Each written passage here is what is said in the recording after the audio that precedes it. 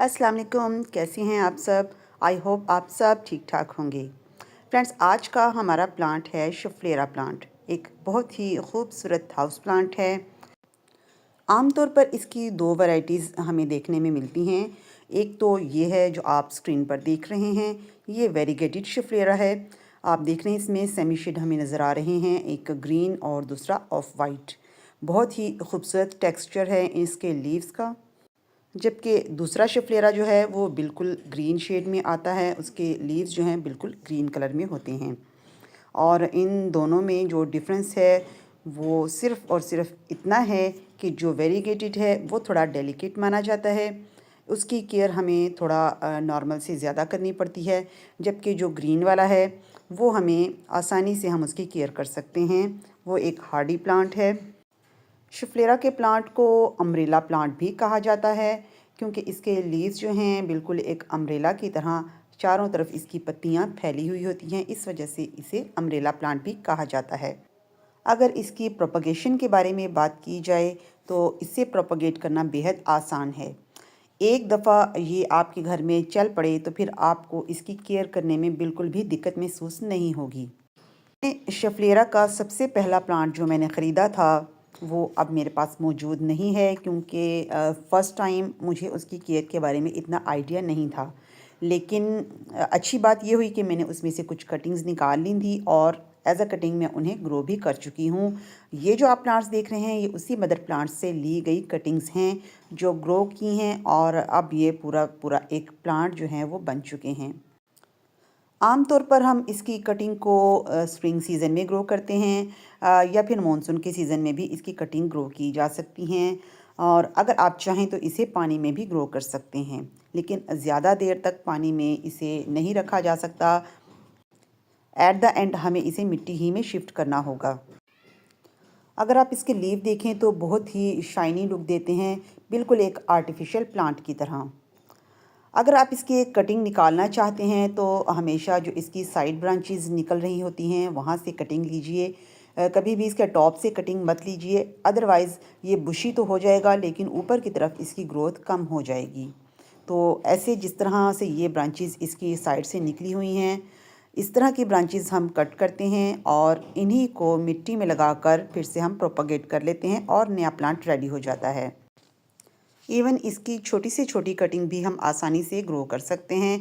बस आपने मौसम का ख्याल रखना है और जब भी कटिंग लगानी है उसे आपने शेडी एरिया में रखने हैं, जब तक कि उसमें अच्छी तरह से रूट्स डेवलप नहीं हो जाती और ऊपर से उसकी ग्रोथ नज़र आना नहीं शुरू हो जाती।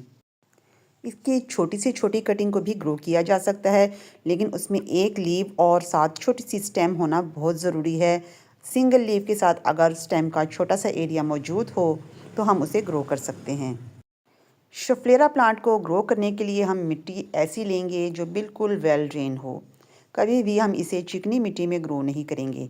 अगर आपके पास चिकनी मिट्टी मौजूद है तो उसमें कुछ सैंड और कुछ कंपोस्ट, कोकोपीट वगैरह आप यूज़ करके उसे वेल ड्रेन बना सकते हैं। ये एक सेमी शेड का प्लांट है और हम इसे ऐसी जगह पे रखेंगे जहाँ इसे छन कर धूप मिलती रहे। डायरेक्ट धूप में इसके लीव्स जो हैं वो बर्न होना शुरू हो जाते हैं, और जो टेक्सचर इसका नज़र आ रहा है, जो खूबसूरती इसके लीव्स में जो शाइनिंग नज़र आ रही है, वो भी धूप में रखने की वजह से ख़त्म हो जाती है और पत्तों पे बहुत ज़्यादा डलनेस नज़र आना शुरू हो जाती है। तो शफलेरा को हमेशा ऐसी जगह पे रखेंगे जहाँ छन कर इसको इनडायरेक्ट सनलाइट मिलती रहे।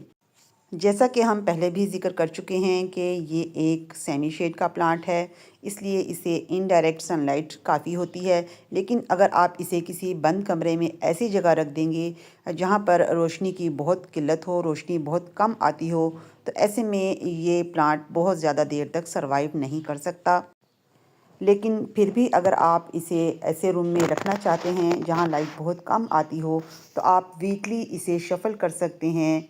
इट मीन्स आप तकरीबन एक हफ़्ते के बाद इसको फिर से ऐसी जगह पे रखेंगे जहाँ कुछ ना कुछ बाहर की लाइट, सनलाइट इनडायरेक्टली मिल सकती हो। शफलेरा प्लांट को जब इसकी रिक्वायर्ड जगह पर ही रखा जाता है, यानी कि सेमी शेड में रखा जाता है, तो इसके लीव्स का टेक्सचर जो है बहुत ही खूबसूरत नज़र आता है। लीव्स में शाइनिंग भी देखी जा सकती है और देखने पर बिल्कुल एक आर्टिफिशियल प्लांट की तरह ही फील होता है। اس کے لیوز دوسرے پلانٹ کی نسبت تھوڑے سے تھک ہوتے ہیں، ٹچ کرنے پر ہمیں یہ تھوڑا موٹے محسوس ہوتے ہیں، اور اس کی شائن بالکل دیکھنے میں آپ غور کریں تو ایسا ہی لگے گا جیسے کوئی آرٹیفیشل پلانٹ ہو۔ اگر پیسٹ کی بات کی جائے تو میں نے آج تک اپنے شفلیرا کے پلانٹس میں کسی قسم کا کوئی بھی پیسٹ اٹیک نہیں دیکھا۔ تو اس طرح سے تو اسے گرو کرنا بیحد آسان ہے، کیونکہ ایسے پلانٹس جن میں بار بار پیسٹ کا اٹیک ہوتا رہتا ہے ان کی کیئر کرنا بہت ہی مشکل ہو جاتی ہے، جبکہ اس طرح کے پلانٹس جن میں پیسٹ کا اٹیک بالکل نہیں ہوتا انہیں گرو کرنا بیحد آسان ہوتا ہے۔ اگر فرٹیلائزر کی بات کی جائے تو شفلیرا پلانٹ کو بہت زیادہ فرٹیلائزر کی ضرورت نہیں ہوتی، ایون ہم اسے 15 ڈیز کے بعد کوئی بھی لیکوڈ فرٹیلائزر بہت ہی لو فارم میں دیتے رہیں تو وہ بھی اس کے لیے انف ہوگا۔ اگر آپ نے اس کی سوئل بہت اچھی پریپیئر کی ہے تو آپ اس کے بعد بالکل بھی فرٹیلائز اگر ایڈ نہیں کرتے تب بھی یہ اچھے سے سروائیو کرتا رہتا ہے۔ اور اگر واٹرنگ کی بات کیجئے تو ہم اس کو بہت ہی لمیٹڈ واٹر دیں گے، جیسے ہی ہم اس کی سوئل کی سرفیس کو ڈرائی محسوس کریں گے تب ہی ہم اسے پانی آفر کریں گے۔ بہت زیادہ اوور واٹرنگ سے یہ پلانٹ مر سکتا ہے۔ تو فرینڈز، یہ تھیں شفلیرا پلانٹ کے بارے میں کچھ بیسک کیئرنگ ٹپس۔ آج کی ویڈیو کے لیے اتنا ہی۔ اللہ حافظ۔